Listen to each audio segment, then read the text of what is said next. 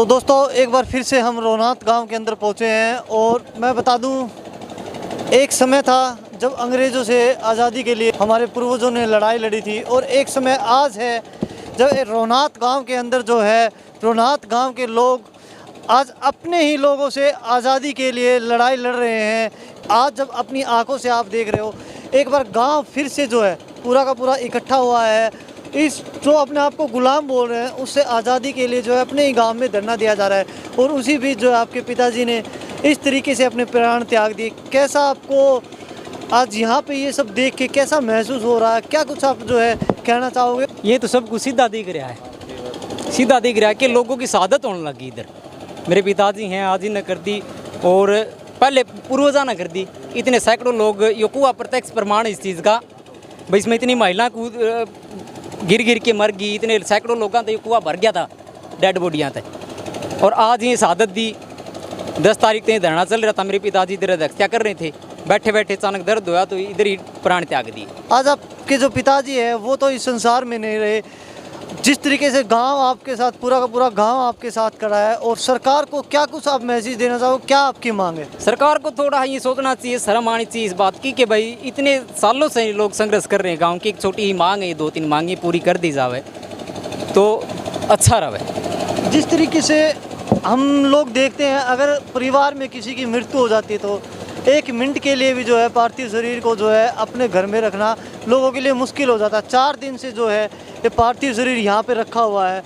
कितना दुख और दर्द आपके दिलों में होगा हम सब समझ सकते हैं, लेकिन फिर भी सरकार नहीं सुन रही।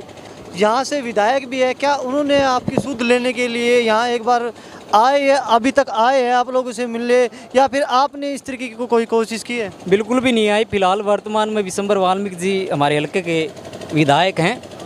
वो फर्स्ट बार हमने दिखाई दिए थे जब मैं वोट मांगने आए थे, और सेकंड बार जब दिखाई दिए थे जब मनोहर लाल खट्टर गांव में आए थे झंडा लहराने के लिए, जब ये दिखाई दिए थे। आज उन्हें सोचना चाहिए, बात ज़्यादा दूर नहीं है, हल्के के विधायक उन्हें पहले आना चाहिए बल्कि इधर।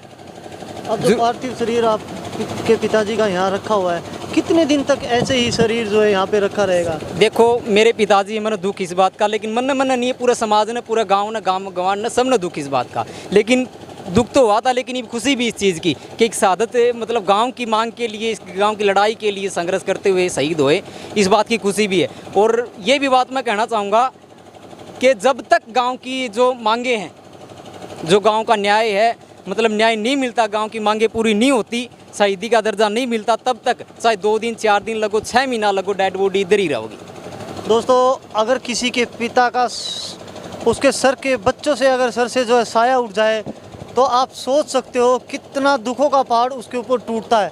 लेकिन ये उन शहीदों का ही खून है, उन शहीदों का दिखाया हुआ रास्ता, उनका ही जज्बा जो है इस युवा के दिल में जो है आज आवाज़ बनकर निकल रहा है कि कितने ही दिन चाहे लग जाए, शरीर जो है यहीं पे रखा है, जब तक इनकी मांगे पूरी नहीं होगी इसी तरीके से जो है गांव के साथ जो है कंधे से कंधा मिलाकर खड़े रहेंगे। क्या कुछ इस बारे में कहना चाहोगे? नहीं, घोषणा तो वो अपने वोटों की करके जाओ जी, हमारी नहीं करके जाते। वो तो वोट मानना नाव है, हमारी सुध लेने तो कोई नहीं आऊगा।